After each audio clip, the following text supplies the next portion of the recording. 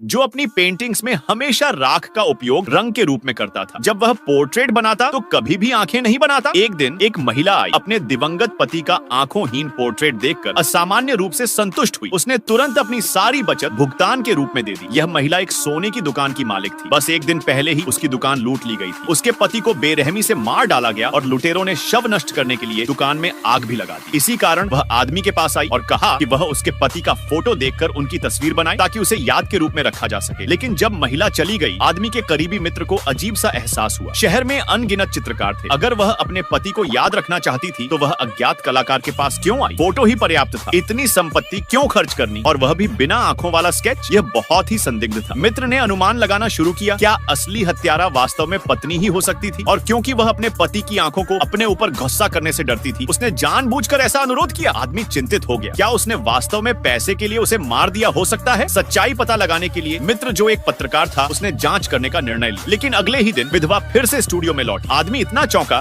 कि अपनी कुर्सी से छलांग लगा दी। उसका हाव भाव अजीब था। उसने कहा कि कुछ अजीब हुआ है। जिस पोर्ट्रेट में आंखें नहीं थीं, उसमें अब किसी तरह एक जोड़ी आंखें उभर आई थी। आदमी ने सोचा कि वह मजाक कर रही है। उसने कभी जीवन में आंखें नहीं बनाई। उसके गुरु ने बचपन में चेतावनी दी थी कि आंखें यिन और यांग की दुनिया को जोड़ सकती हैं। यदि पोर्ट्रेट में आंखें जोड़ दी जाए तो दुष्ट आत्माएं उनका उपयोग करके मानव जगत में उतर सकती है। साधारण चित्रकारों के हाथ से बनी आंखें निर्दोष होती हैं, लेकिन उसने हमेशा चेतावनी का पालन किया और कभी आंखें नहीं बनाई। फिर भी महिला ने जोर देकर कहा, वास्तव में पोर्ट्रेट में आंखें उभर आई थी। आदमी ने उस पर विश्वास नहीं किया, लेकिन जब उसने पेंटिंग को खोलकर देखा, उसने खुद ही देखा। चेहरा अब उसके सामने उसे घूर रहा था। उस पल वह स्तब्ध रह गया। उसने फ्लैशलाइट का इस्तेमाल किया और जांच की, और फिर उसे समझ आया कि आंखें वास्तव में उसके द्वारा बनाई गई थी। उसने विशेष कार्बन ब्लैक पेंसिल का इस्तेमाल किया था, जो यूवी लाइट में चमक छोड़ती थी। आंखें बिल्कुल उसी तरह चमक रही थी, यह साबित करते हुए कि यह वास्तव में उसके अपने हाथ का काम था। भ्रमित और हिल गया, वह पीछे मुड़ा और तब कुछ और अजीब हुआ। आदमी फर्श पर बेहोश हो गया, जबकि महिला का हाव भाव पढ़ा नहीं जा सका। जब वह जागा, उसका मित्र पहले ही लूट की पूरी जानकारी जुटा चुका था। उसने आदमी को मानसिक रूप से तैयार रहने की चेतावनी दी। आदमी ने समाचार पत्र उठाया और डर से जम गया। हेडलाइन ने घोषणा की, सोने की दुकान की मालिक और उसका पति